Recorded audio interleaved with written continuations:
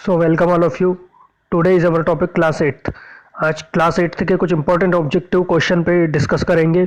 हर बार ये एग्जाम में आते हैं, तो देखते हैं कौन से क्वेश्चन हैं, किस टाइप के हैं। Let's start.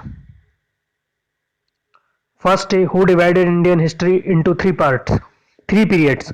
इंडियन हिस्ट्री को थ्री पीरियड्स में किसने डिवाइड किया है? Lord Curzon, Lord Canning, James मिल या लॉर्ड रिपन। तो इंडियन हिस्ट्री है या इंडिया का इतिहास है, इसको तीन पार्टों में जिसने डिवाइड करा है उसका नाम है जेम्स मिल या जेम्स माइल भी आप बोल सकते हैं। सेकंड क्वेश्चन है, who were the first European to settle in India. देखिए, फर्स्ट यूरोपियन कौन थे जो इंडिया में आए और सेटल होगा। इंडिया में तो बहुत से यूरोपियन आए हैं, तो वो फिर कौन सी कंट्री के पहले यूरोपियन थे जो इंडिया में आए और इंडिया में ही सेटल हो गए थे, बाद में वो इंडिया में ही रहने लगे थे। ब्रिटिश थे, अमेरिकन थे, पुर्तगाइज थे या फ्रेंच थे। तो इसका आंसर होगा पुर्तगाइज। ये फर्स्ट यूरोपियन थे जो इंडिया में आए थे ट्रेड करने के लिए, लेकिन कुछ समय बाद वो इंडिया में ही रहने लगे थे और यही की सोसाइटी में काफी घुल मिल गए थे। लेकिन इंडिया के एक बहुत बड़े पार्ट को इन्होंने बाद में ऑक्यूपाई भी कर लिया था, कब्जे में भी ले लिया था। तो फर्स्ट यूरोपियन पुर्तगाइज थे। ये पुर्तगाइज जो है ना, पुर्तगाल के ही लोग थे, वो पुर्तगाल यूरोप में एक कंट्री है। थर्ड है, why did British come to India. British India में क्यों आए थे? For looking Indian society, for conquer, for trade या फॉर विजिटिंग इंडिया। क्या वो इंडियन सोसाइटी को देखने आए थे कि कैसी है, इनका कल्चर क्या है, या फॉर कॉन्कर, क्या वो जीतने के लिए आए थे, अटैक करने के लिए आए थे। फॉर ट्रेड, क्या वो बिजनेस करने के लिए आए थे। फॉर विजिटिंग इंडियन, क्या वो इंडियन से मिलने के लिए आए थे। तो इसका आंसर होगा फॉर ट्रेड। ब्रिटिश भारत में जब आए थे तो पहले उनका यही एम था कि वो भारत से बिजनेस करेंगे, तो वो फॉर ट्रेड करने के लिए आए थे, बिजनेस करने के लिए आए थे। फिर India produce very high quality. India में क्या सबसे हाई क्वालिटी का प्रोड्यूस होता था, यानी बनता था, या उसका प्रोडक्शन होता था, उत्पादन होता था, हम कह सकते हैं इसको। राइस का, चावल का होता था। कॉटन मतलब रुई का होता था। क्लोव मतलब जो लौंग होती है उसका होता था, या स्पाइस उसका होता था, मसालों का। तो इसका है जो हाई क्वालिटी का जो प्रोडक्शन होता था वो कॉटन का होता था, तो इसका आंसर कॉटन होगा। वैसे तो स्पाइस मसालों का भी होता था, लेकिन फिलहाल इसमें कॉटन आंसर रहेगा, क्योंकि कॉटन की डिमांड इंटरनेशनल मार्केट में बहुत ज़्यादा थी उस समय। नेक्स्ट है, east India company setup base in. East India company ने अपना जो बेस बनाया था, मतलब जो बेस बनाया था या उन्होंने अपनी जो फैक्ट्री सेटअप करी थी वो कहाँ की थी? महाराष्ट्र में, बंगाल में, गुजरात में या असम में। तो इन्होंने की थी बंगाल में। इसका आंसर होगा बंगाल। ईस्ट इंडिया कंपनी ने जो अपनी बेस स्टेब्लिश करा था कंपनी का, वो बंगाल में किया था। नेक्स्ट क्वेश्चन है, who was the tiger of Mysore. Mysore का टाइगर किसे कहा जाता है? बहुत इंपॉर्टेंट क्वेश्चन है, हर बार आता है। Who was the tiger of Mysore. Ashok को कहा जाता है, औरंगजेब को कहा जाता है, फ्रेंच को कहा जाता है, या टीपू सुल्तान को कहा जाता है। इसका आंसर होगा टीपू सुल्तान। ये टाइगर ऑफ मैसूर, मैसूर का शेर टीपू सुल्तान कहलाता है। नेक्स्ट क्वेश्चन है, who started the doctrine of lapse. देखिए, डॉक्ट्रिन ऑफ लैप्स एक पॉलिसी थी, इसको किसने स्टार्ट करा था? लॉर्ड कर्जन ने, लॉर्ड डलहौजी ने, लॉर्ड मुनरो ने या लॉर्ड रिपन ने। तो इसका आंसर होगा लॉर्ड डलहौजी ने। लॉर्ड डलहौजी ने ये डॉक्ट्रिन ऑफ लैप्स स्टार्ट की थी। इसका मतलब ये था कि हमारे इंडिया के उन राजा महाराजाओं को जो बहुत, जिनकी कोई कह सकते हैं डॉटर सन नहीं हुआ करते थे या डॉटर नहीं हुआ करती थी, मतलब संतानें नहीं होती थी, तो वो गोद ले लेते थे दूसरे के बच्चों को, वो बाद में उनके मरने के बाद में उन्हीं को राजा बनाते थे। तो ये जो लॉर्ड डलहौजी है, इसने साफ मना कर दिया था इस पॉलिसी के थ्रू कि अब आप अपने गोद लिए हुए बच्चे को अपना आने वाला जो राजा है आपके बाद नहीं बना सकते। अगर आपकी डेथ होती है तो हम आपके पूरे राज्य को ही हड़प लेंगे, कब्जे में कर लेंगे और कंपनी के अंडर में ले लेंगे। तो ये एक पॉलिसी थी। नेक्स्ट क्वेश्चन है, who was the Sirajuddaula. Sirajuddaula कौन था? नवाब ऑफ असम, नवाब था असम का, या नवाब ऑफ केरला, या नवाब ऑफ मध्य प्रदेश, या नवाब ऑफ बंगाल। ये कहाँ का नवाब था सिराजुद्दौला? नवाब मतलब एज ए किंग, किंग कह सकते हैं हम इसको। तो सिराजुद्दौला जो था वो बंगाल का नवाब था, जिसको आज हम वेस्ट बंगाल भी कहते हैं। तो इसका आंसर बंगाल रहेगा। Between 1757 and 1857 the east India company enacted many, मतलब 1757 से 1857 तक जो ईस्ट इंडिया कंपनी जो ब्रिटिशों ने यहाँ पे सेटअप की थी, उन्होंने हमारे बहुत से राज्यों को क्या करा था? जीत लिया था, हड़प लिया था। तो कौन से थे? इंडियन स्टेट्स को हड़पा था, या चाइना के स्टेटों को कब्जे में लिया था, या अमेरिकन स्टेट्स को, या नेपाली स्टेट्स को? तो इसका आंसर होगा इंडियन स्टेट्स को, क्योंकि वो इंडिया में थे तो इंडिया के ही बहुत से जो स्टेट्स थे उनको जीत लिया था उन्होंने, तो इंडियन स्टेट्स। नेक्स्ट क्वेश्चन है, who was the governor general of Bengal? Bengal का गवर्नर जनरल कौन था? टीपू सुल्तान था, महाराज रंजीत सिंह थे, वॉरेन हेस्टिंग्स था, या लॉर्ड कैनिंग था? इसका आंसर होगा वॉरेन हेस्टिंग्स, जो बंगाल का गवर्नर जनरल था।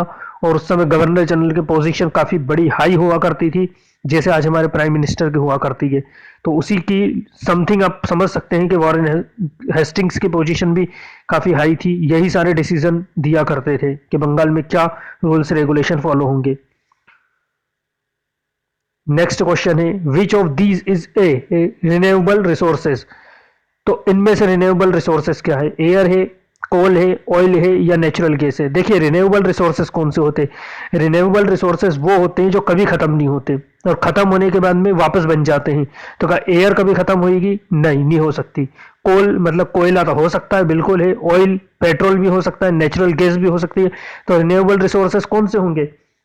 जो कभी खत्म नहीं होते, या खत्म भी हो जाते हैं, फिनिश भी हो जाते हैं, तो वापस डेवलप होते हैं।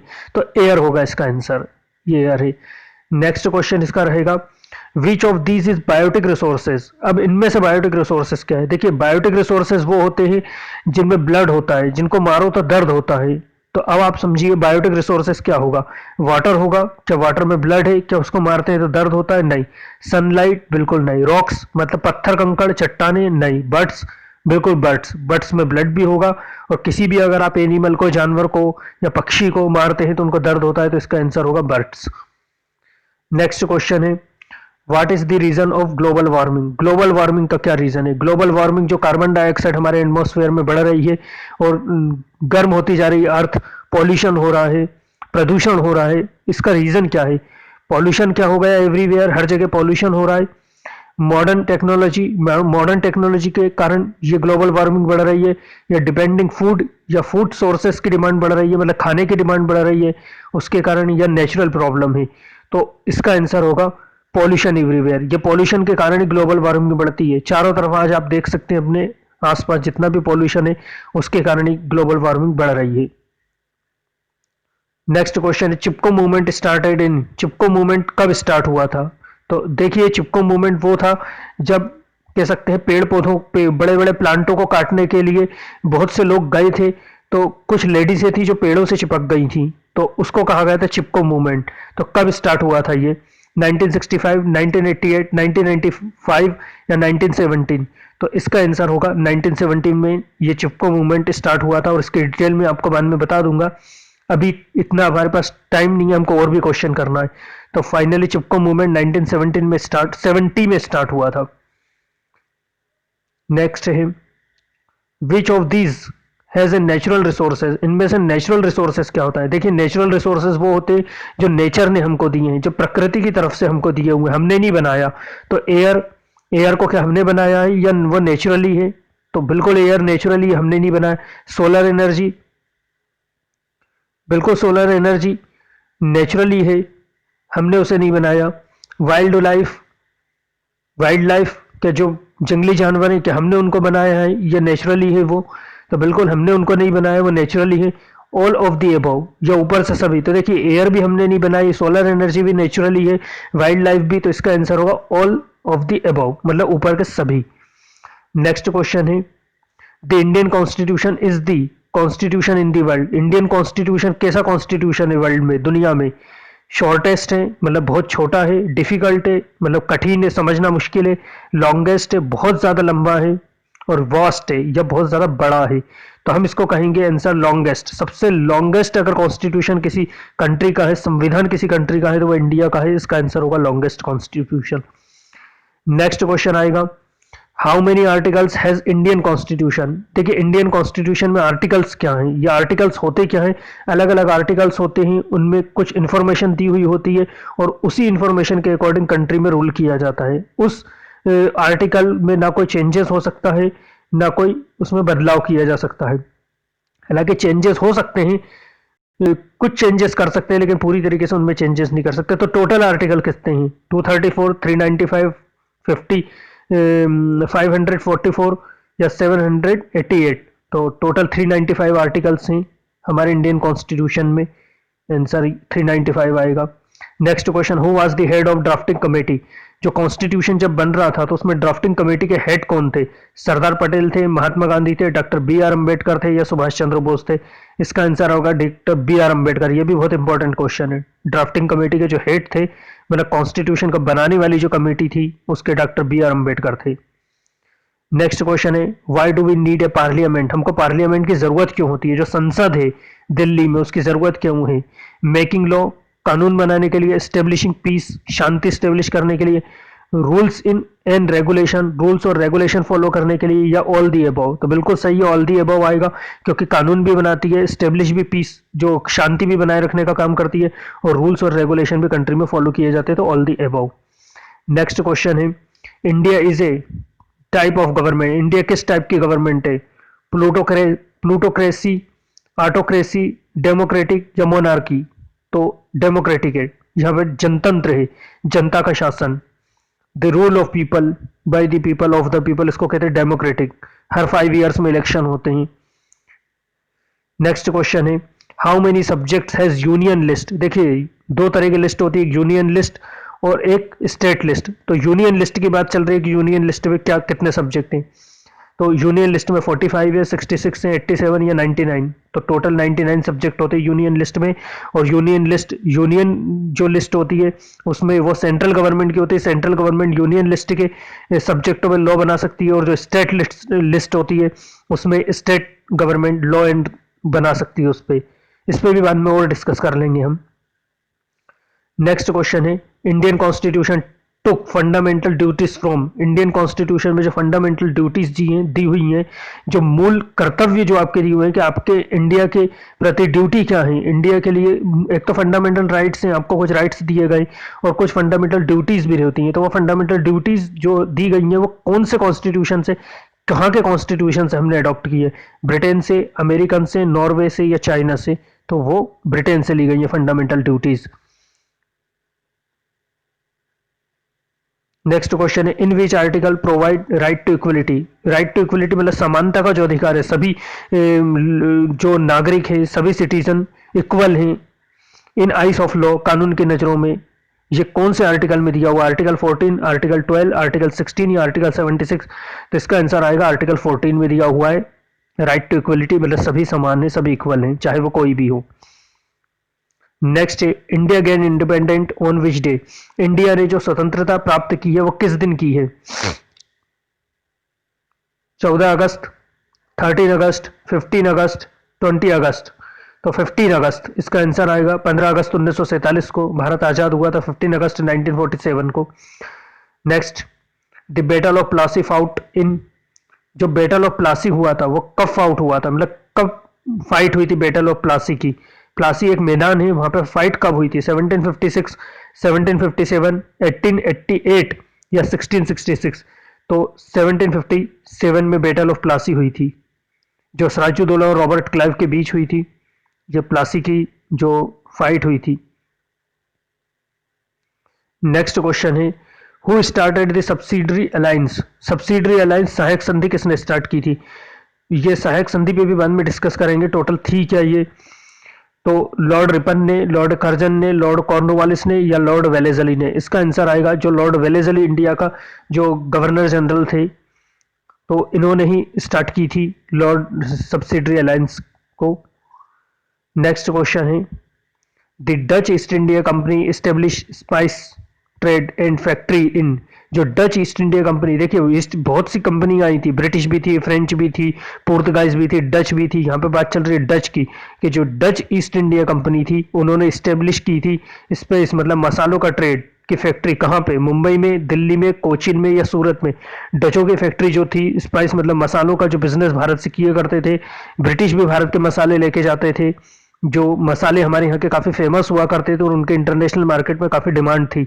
तो डच भी लेके जाते थे, पुर्तगाइज भी लेके जाते थे, ब्रिटिश भी और फ्रेंच भी। तो डचों ने जो अपनी फैक्ट्री स्टेब्लिश की थी वो की थी कोचिन में। ये आंसर है इसका।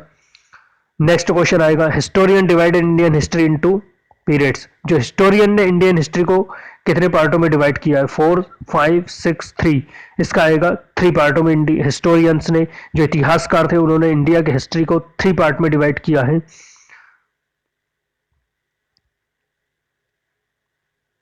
ए dates became important because of a particular.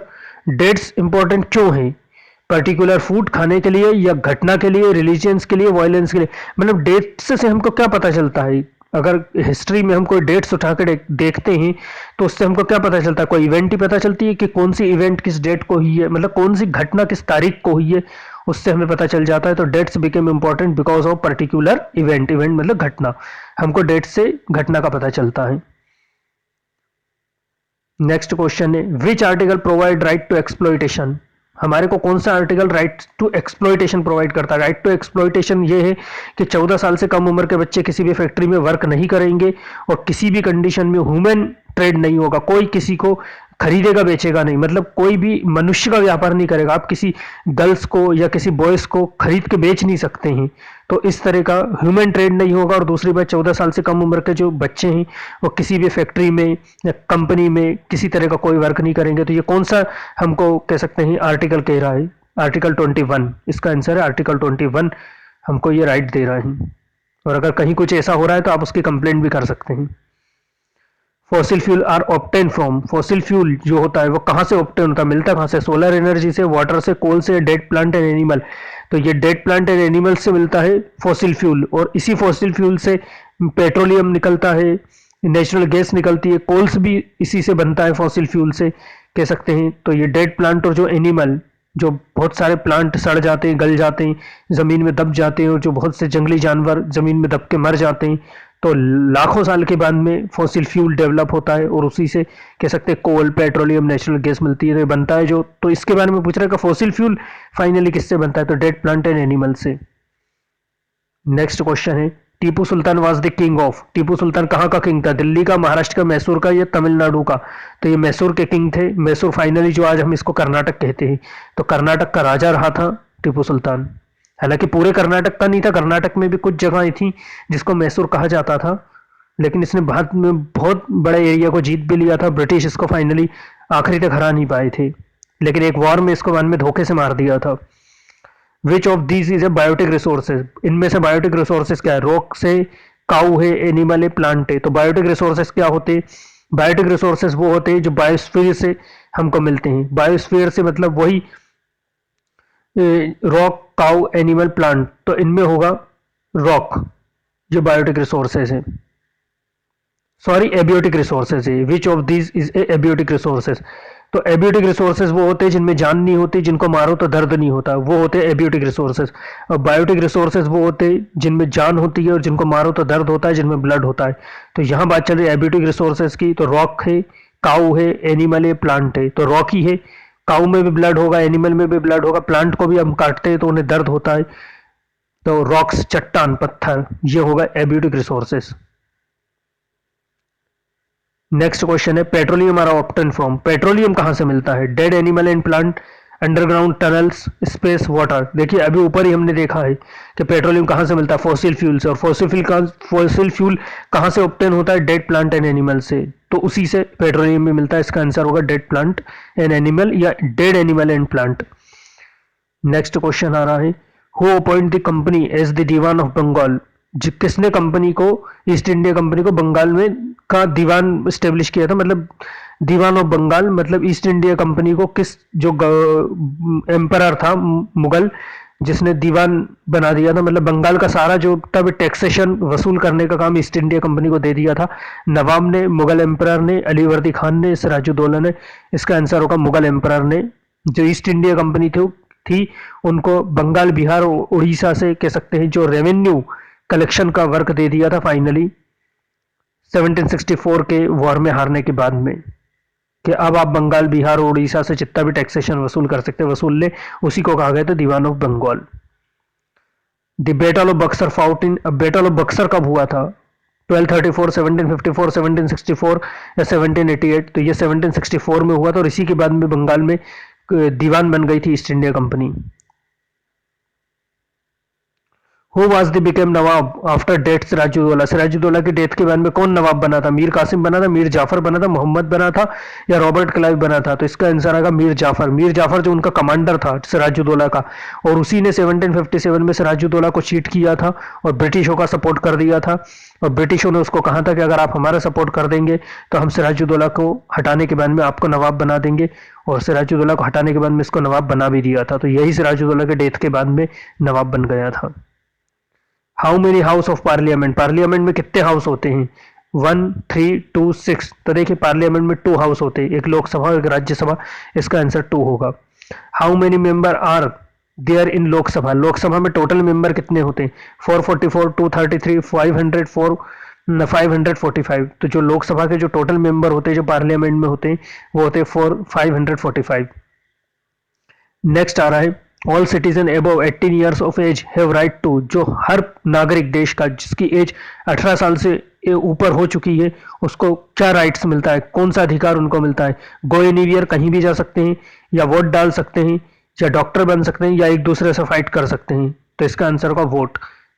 हर नागरिक जो 18 साल से ऊपर का हो जाता है उसको अपनी सरकार चुनने का राइट्स होता है, वोट डालने का। Next, solar energy is type of resource है, सोलर एनर्जी किस टाइप का रिसोर्स है? Biotic, renewable, non renewable, potential. तो देखिए सोलर, बायोटिक मतलब वही जिनमें मारो तो जान होती है, जिनको दर्द होता है। रिन्यूएबल जो कभी खत्म नहीं होते हैं और जो समय के साथ डेवलप भी होते हैं। तो सोलर एनर्जी ना तो कभी खत्म होगी और समय के साथ वो बन भी जाती है। तो सोलर एनर्जी एक रिन्यूएबल रिसोर्सेस है, ये रिन्यूएबल होगा। नॉन रिन्यूएबल वो जो कभी नहीं बनते, एक बार खत्म होने के बाद में कभी दोबारा नहीं बन सकते। पोटेंशियल वो जो है तो है सही, लेकिन जिनको यूज करने की हमारे पास अभी प्रॉपर टेक्नोलॉजी नहीं है। नेक्स्ट क्वेश्चन आ रहा है, deposit have been found in Ladakh which is potential resources. देखिए कौन सी चीज जो लद्दाख में मिलती है और वो पोटेंशियल रिसोर्सेज है? कोल है, कोयला है, यूरेनियम है, पेट्रोलियम है, नेचुरल गैस है। तो इसका आंसर होगा यूरेनियम। यूरेनियम नेचुरल जो है वो लद्दाख में मिलता है, और वो पोटेंशियल रिसोर्सेज इसलिए है क्योंकि यूरेनियम है तो सही, और पोटेंशियल रिसोर्सेज वो होते हैं जिनको हमारे पास यूज करने की प्रॉपर टेक्नोलॉजी नहीं होती। होते तो सही है लेकिन यूज करने की प्रॉपर टेक्नोलॉजी नहीं होती तो हम उसका यूज प्रॉपर नहीं कर पाते, मतलब बहुत कम ही यूज किया करते हैं। नेक्स्ट क्वेश्चन है, the only diamond producing area in country, Bharat में कौन से एरिया में ओनली डायमंड होता है? सागर में, उड़ीसा में, पन्ना में, या बिहार में? तो देखिए पन्ना में, भारत में ओनली पन्ना में ही डायमंड मिलता है। डायमंड मतलब हीरा, इसके अलावा और हीरा कहीं नहीं मिलेगा। इसका आंसर होगा पन्ना। नेक्स्ट क्वेश्चन आएगा, can be used to develop nuclear energy and power, कौन सी चीज को हम यूज करते हैं न्यूक्लियर एनर्जी और पावर के लिए? मतलब न्यूक्लियर एनर्जी, मतलब न्यूक्लियर एनर्जी से इलेक्ट्रिसिटी भी बनाई जाती है और न्यूक्लियर बम भी बनाए जाते हैं। इसको कहते हैं परमाणु क्षमता, परमाणु एनर्जी। गैस, यूरेनियम, थोरियम, कोल। तो देखिए यूरेनियम इसका आंसर होगा जो न्यूक्लियर एनर्जी के लिए यूज होता है, और वही यूरेनियम पोटेंशियल रिसोर्सेज होगा जिसको हम यूज तो कर रहे हैं लेकिन अभी और ज्यादा उसको यूज करने की टेक्नोलॉजी नहीं है। नेक्स्ट क्वेश्चन है, who started new policy of paramountcy, paramountcy policy किसने स्टार्ट की थी? Warren Hastings, Munro, Haider Ali, या रॉबर्ट क्लाइव? इसका आएगा वॉरेन हेस्टिंग्स ने। पैरामाउंट सी पॉलिसी एक तरह से टैक्सेशन की पॉलिसी थी, वो वॉरेन हेस्टिंग्स ने स्टार्ट की थी।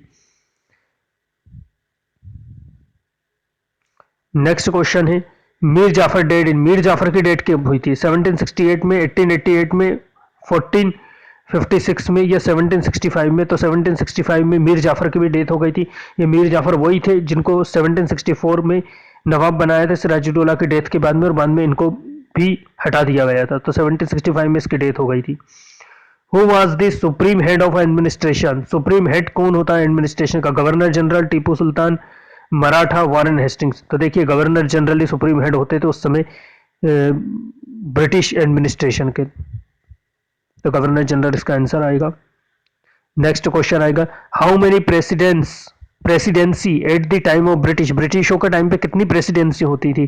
2 होती थी, 5 होती थी, 3 होती थी, 8 होती थी। तो 3 प्रेसिडेंसी होती थी जहां पे वो ऑर्डर दिया करते थे, वहां से पूरे इंडिया में ऑर्डर फॉलो हुआ करता था। कलकत्ता, मद्रास और बंबई, ये 3 मेन प्रेसिडेंसियां थी उनकी। Next question, which article give right to minorities, कौन सा आर्टिकल माइनॉरिटीज को अधिकार देता है? माइनॉरिटीज वो लोग होते हैं जिनकी देश में कह सकते हैं पॉपुलेशन बहुत कम होती है, जैसे जैन है, बुद्धिस्ट हैं, क्रिश्चियन है, इनकी पॉपुलेशन बहुत कम है। तो वो कौन सा आर्टिकल इनको कह सकता है राइट्स देता है कि वो अपनी एजुकेशन स्टेब्लिश कर सकते हैं, अपने स्कूल खोल सकते हैं, उनसे किसी तरह का कोई डिस्क्रिमिनेशन भेदभाव नहीं होगा। आर्टिकल 34, आर्टिकल 29, आर्टिकल 78 या आर्टिकल 43। तो इसमें आएगा आर्टिकल 29। माइनॉरिटीज को भी राइट्स देता है कि वो इंडिया में रह सकते हैं पीसफुली तरीके से और उनसे किसी तरह का कोई डिस्क्रिमिनेशन नहीं होगा।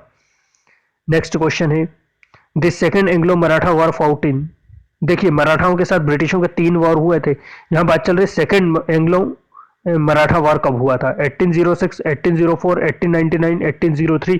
इसका आंसर आएगा 1803 में सेकंड मराठा वार हुआ था। इसके पहले भी एक वॉर हो चुका था, ये सेकंड वाला था। What is the capital of India. तो इंडिया की कैपिटल क्या है। बिहार, महाराष्ट्र, दिल्ली, असम, ये सब जानते हैं दिल्ली है।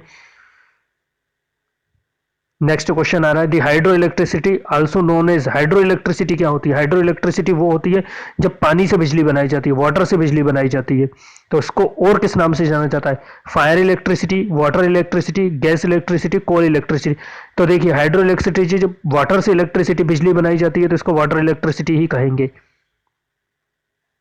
Next question, how many percentage of oxygen in our atmosphere. हमारे एटमॉस्फेयर में कितने परसेंटेज ऑक्सीजन होती है। 11%, 27, 21, 13। 21% ऑक्सीजन है। 21% ऑक्सीजन है और ये हमारे लिए काफी इसेंशियल होती है।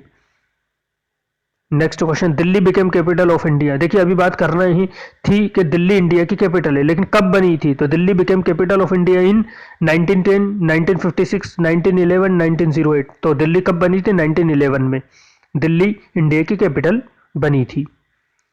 नेक्स्ट है, महात्मा गांधी रोट दी। महात्मा गांधी ने क्या लिखा है।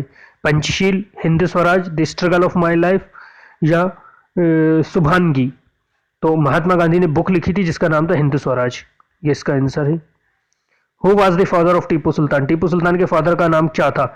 हैदर अली, सरदार पटेल, मीर जाफर या मीर कासिम। तो हैदर अली टीपू सुल्तान के फादर का नाम था, तो ये हैदर अली इसका आंसर होगा। नेक्स्ट क्वेश्चन है, who was the last powerful Mughal empire. Last powerful Mughal बादशाह कौन था। अकबर था, जहांगीर था, औरंगजेब था या बहादुर शाह जफर था। तो इसका आंसर होगा औरंगजेब। औरंगजेब मुगलों का आखिरी पावरफुल किंग था। उसके बाद पूरी तरीके से मुगल एम्पायर कह सकते खत्म हो चुका था, उसका पतन होना शुरू हो गया था। मतलब उसके बाद तो कोई पावरफुल रूलर ही नहीं बचा था। आए तो बहुत थे लेकिन पावरफुल नहीं था। In 1651, the East India Company set up its first factory on the banks of river। मतलब ईस्ट इंडिया कंपनी ने 6151 में जो अपनी फर्स्ट फैक्ट्री सेटअप की थी वो बैंक्स ऑफ रिवर, किस रिवर के पीछे सेटअप की थी, किस नदी के पीछे सेटअप की थी। गंगा के, हुगली के, चंबल के, नर्मदा के। इसका आंसर आएगा हुगली के। जो कलकत्ता में हुगली रिवर, इसी के बैंक साइड पीछे की तरफ इन्होंने अपनी फैक्ट्री स्टेब्लिश कर दी थी शुरू में। What was the capital of India before 1911। देखिए अभी बात कर रहे थे कि दिल्ली कैपिटल बनी थी इंडिया की 1911 में। तो दिल्ली 1911 में बनी थी तो उसके पहले इंडिया की कैपिटल क्या थी। गुजरात था, असम था, कलकत्ता था या मुंबई था। तो देखिए दिल्ली के पहले कलकत्ता इंडिया की कैपिटल हुआ करती थी before 1911। History is synonyms with. History किस चीज को डोनेट करती है। वॉर्स को, डेट को, फाइट को या बैटल को। तो history is synonyms with date. History से हमको क्या पता चलता है, डेटों का, और डेट से पता चलता है इवेंट का। इसका आंसर डेट होगा। This census was the started from the end of the century. Census मतलब जो जनगणना होती है हर 10 साल में, कितनी पॉपुलेशन है, कितनी पॉपुलेशन बढ़ गई है, इसको कहते हैं सेंसस। तो ये कब स्टार्ट हुई थी इंडिया में, शुरुआत कब हुई थी, कौन से सेंचुरी में। 18, 16, 19, 20। तो इसको हुआ था 19 सेंचुरी में स्टार्ट की थी और ये ब्रिटिशों ने ही की थी। ब्रिटिशों ने इंडिया में सबसे पहले पॉपुलेशन का रिकॉर्ड रखना स्टार्ट किया था कि इंडिया की टोटल पॉपुलेशन कितनी है 19 सेंचुरी में। नेक्स्ट क्वेश्चन आएगा, जेम्स मिल ए पॉलिटिकल फिलोसोफर। कौन सा कंट्री का पॉलिटिकल फिलोसोफर था। ब्रिटिश था, स्कॉटिश था, फ्रेंच था या अमेरिकन था। मतलब कहाँ से आया था देखा जाए तो ब्रिटिश था, स्कॉटिश था, फ्रेंच था, अमेरिकन। तो स्कॉटिश था, ये स्कॉटिश पॉलिटिकल फिलोसोफर था जो स्कॉटिश स्कॉटलैंड से आया हुआ था। नेक्स्ट है, लॉर्ड कर्जन डिवाइडेड बंगाल इन। लॉर्ड कर्जन जो था उसने बंगाल को डिवाइड किया था, 2 पार्टों में डिवाइड करा था उसने, एक ईस्टर्न बंगाल और एक वेस्टर्न बंगाल। तो किस डेट को डिवाइड करा था, किस ईयर में डिवाइड करा। 1905, 1907, 1908, 1910। तो 1905 में इन्होंने डिवाइड कर दिया था। बंगाल को 2 पार्ट में, और हिंदू और मुस्लिमों के बेस पे किया था, ताकि किसी भी तरह की नेशनल जो फीलिंग लोगों के मन में आ रही है वो चेंज हो जाए और ये लोग आपस में ही लड़ने लगे और हम आराम से रूल करते रहें। नेक्स्ट क्वेश्चन आ रहा है, others historian divide Indian history into 3 periods. जो दूसरे हिस्टोरियन है, देखिए अलग अलग हिस्टोरियन ने इंडियन हिस्ट्री को अलग अलग पार्टों में डिवाइड करा है। यहाँ पे आ गई कि अदर्स जो हिस्टोरियन है उन्होंने इंडियन हिस्ट्री को कितने पार्टों में डिवाइड करा है, किस मतलब किन 3 पार्टों में डिवाइड करा है, 3 पीरियड्स में। Hindu Muslim Sikh, ancient medieval modern, ancient medieval model या हिंदू मुस्लिम एंड पर्शियन। इसका आंसर आएगा, जो अदर हिस्टोरियन है उन्होंने इंडियन हिस्ट्री को जो 3 पीरियड्स में डिवाइड करा उनमें आएगा एंशियंट मिडिवल एंड मॉडर्न, मतलब प्राचीन और भारत, मध्यकालीन भारत और आधुनिक Bharat, ancient medieval and modern. Next question, why do we associate history with date. हम हिस्ट्री को डेट से एसोसिएट क्यों करते हैं। It is easy to explain, it's easy to understand, it's definitely easy, it's account of battle. तो it's easy to explain मतलब history को हम डेट से जब कह सकते हैं एसोसिएट करते हैं तो उसको एक्सप्लेन करना, उसका समझाना बहुत आसान रहता है कि इस डेट को ये इवेंट हुआ था और ये हमारी हिस्ट्री थी। नेक्स्ट क्वेश्चन है, why is history most important for us. हमारे लिए हिस्ट्री मोस्ट इंपॉर्टेंट क्यों है। For knowledge our past culture in society, इससे हमको हमारे अतीत का और हमारे जो पुराने जो सोसाइटी थी उसका नॉलेज मिलता है। फॉर नॉलेज अवर फ्यूचर, क्या हमको इससे हमारे भविष्य का नॉलेज मिल रहा है। For knowledge our daily life, क्या हमको इससे हमारी डेली लाइफ का नॉलेज मिल रहा है। या for knowledge our ancient drama, क्या हमको हमारे इससे प्राचीन जो ड्रामा हुआ करता था उस समय उसका नॉलेज मिल रहा है। तो इसका आंसर होगा for knowledge our past culture in society. इससे हमको हमारे अतीत का जो कल्चर हुआ करता था, सभ्यता हुआ करती थी, कल्चर और सोसाइटी जो हुआ करता था उसका नॉलेज मिलता है। संस्कृति का, हम उस समय का समाज कैसा था, उस समय के लोग कैसे थे, इसका नॉलेज मिलता है, इसलिए ये इंपॉर्टेंट है। Next question, British came India for trade that time, who was the Mughal emperor rule in India. British जिस समय भारत आए थे बिजनेस करने के लिए उस समय कौन सा मुगल बादशाह एम्परर था वो इंडिया में रूल कर रहा था। अकबर था, जहांगीर था, शाहजहां, औरंगजेब था। तो इसका आंसर होगा जहांगीर। जब ब्रिटिश इंडिया में ट्रेड के लिए आए थे तब जहांगीर थे, जहांगीर ने ही उनको परमिशन दी थी। कह सकते हैं जहांगीर के सामने ही खड़े होकर उन्होंने परमिशन ली थी कि हमको परमिशन दे दो इंडिया में बिजनेस करने के लिए। जहांगीर थे उस समय। Next question, British started their business from. ब्रिटिशों ने अपना स्टार्ट करा था बिजनेस कहां से। स्पाइसीज आइसलैंड से, कार्डमम आइसलैंड से, टोबैको टी, मतलब कौन सी चीज से उन्होंने अपना बिजनेस स्टार्ट करा था। मसालों के आइसलैंड, मसालों से, इलायची से, तंबाकू से या चाय से। तो इसका आएगा स्पाइसीज आइसलैंड। मतलब ब्रिटिश भारत से मसाले ले जाना चाहते थे तो उन्होंने सबसे पहले अपने बिजनेस की शुरुआत भी मसालों वाले द्वीप से की थी जिनको कहा जाता था स्पाइसीज आइसलैंड। और स्पाइस मतलब मसाले होते हैं, वही मसाले जो आज खाने पीने में कि जो जितनी भी सब्जियां होती हैं उनमें डाले जाते हैं। ये काफी फेमस थे उस समय इंडिया के स्पाइसेस। नेक्स्ट क्वेश्चन है, how many fundamental rights mention in constitution. Fundamental rights, कितने फंडामेंटल राइट्स कॉन्स्टिट्यूशन में मेंशन किए हुए हैं। 3, 5, 6, 7। तो 6 फंडामेंटल राइट्स है जो कॉन्स्टिट्यूशन में दिए गए हैं आम सिविलियंस को, सिटीजन को। नेक्स्ट है, you can go anywhere and walk anywhere. आप कहीं भी जा सकते हैं, कहीं भी घूम सकते हैं। ये आपका कौन सा राइट्स है। राइट टू फ्रीडम है, राइट टू एक्सप्लॉइटेशन है, राइट टू इक्वलिटी है, राइट टू रिलीजियन है।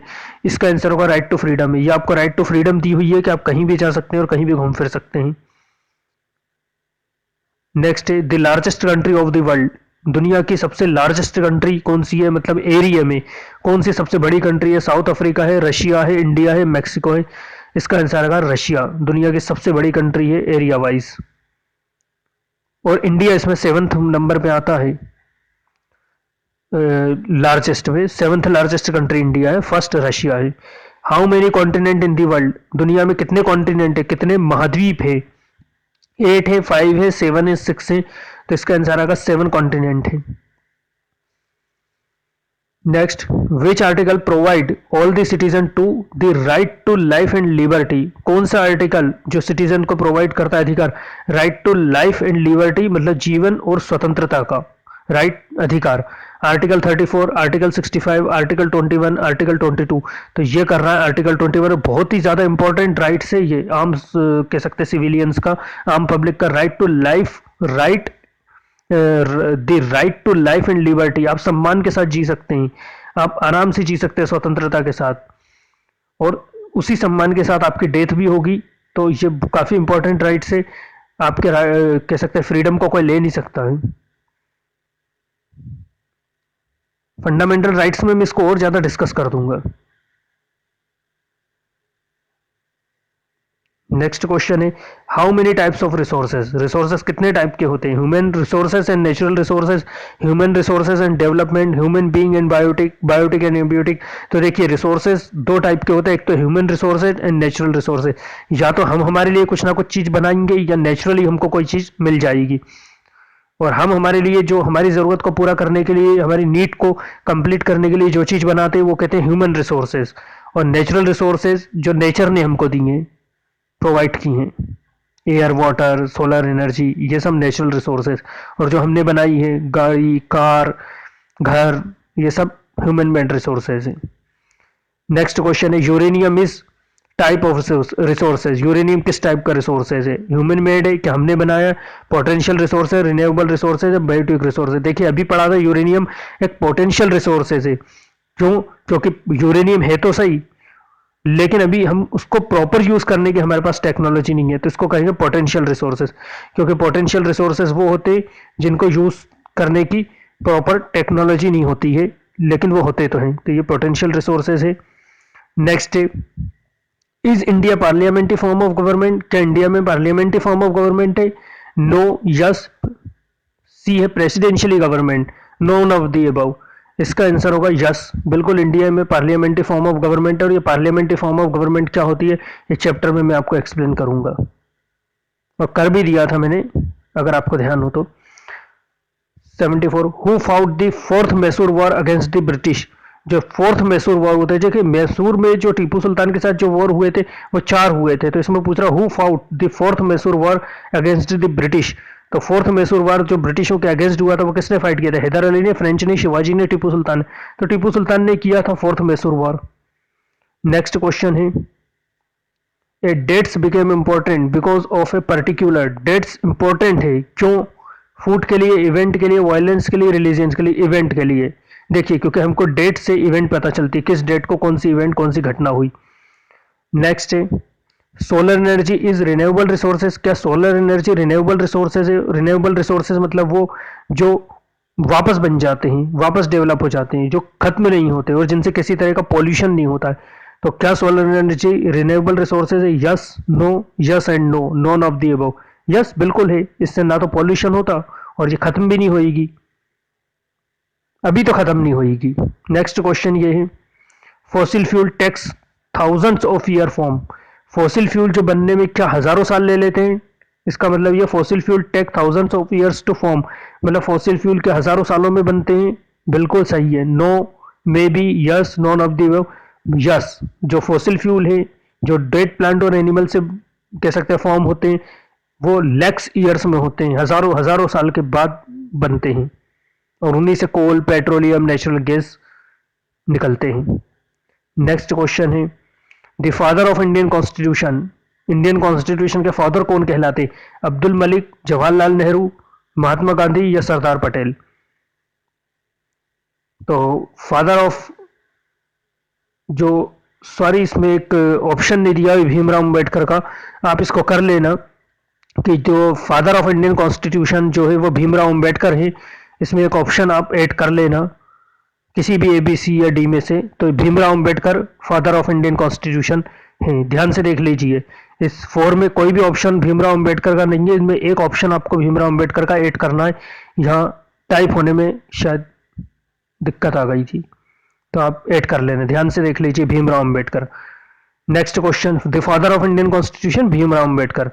नेक्स्ट क्वेश्चन है, Indian constitution unwritten in nature. क्या इंडियन कॉन्स्टिट्यूशन अनरिटन है? इंडिया का कॉन्स्टिट्यूशन रिटन नहीं है, लिखित में नहीं है, क्या उसे को प्रॉपर लिख के नहीं रखा गया है, क्या वो अनरिटन है? No, maybe, yes, doubt. नहीं, इंडियन कॉन्स्टिट्यूशन पूरी तरीके से लिखा हुआ है और रिटर्न है, इसलिए नो होगा। नहीं, बिल्कुल नहीं, इंडियन कॉन्स्टिट्यूशन रिटर्न कॉन्स्टिट्यूशन है, हमारे पास प्रॉपर लिखे हुआ दस्तावेज है वो। नेक्स्ट और लास्ट क्वेश्चन आपका है, the largest continent of the world, जो पूरे वर्ल्ड में 7 कॉन्टिनेंट है, उनमें लार्जेस्ट कॉन्टिनेंट कौन सा है? साउथ अफ्रीका है, एशिया है, साउथ अमेरिका या ऑस्ट्रेलिया है? तो एशिया जो है वो वर्ल्ड का लार्जेस्ट कॉन्टिनेंट है, और इसी में बहुत सारी कंट्रियां हैं, और उन्हीं में एक कंट्री है इंडिया, जिसमें हम रह रहे हैं, जिसको कहते हैं साउथ साउथ एशियाई नेशन इंडिया कहलाता है। एशिया के भी साउथ साइड में आता है। तो ये बहुत इंपॉर्टेंट क्वेश्चन है, इन सबको आप कंप्लीट कर लीजिए, एग्जाम में हर बार ये पूछे जाते हैं। Thank you very much.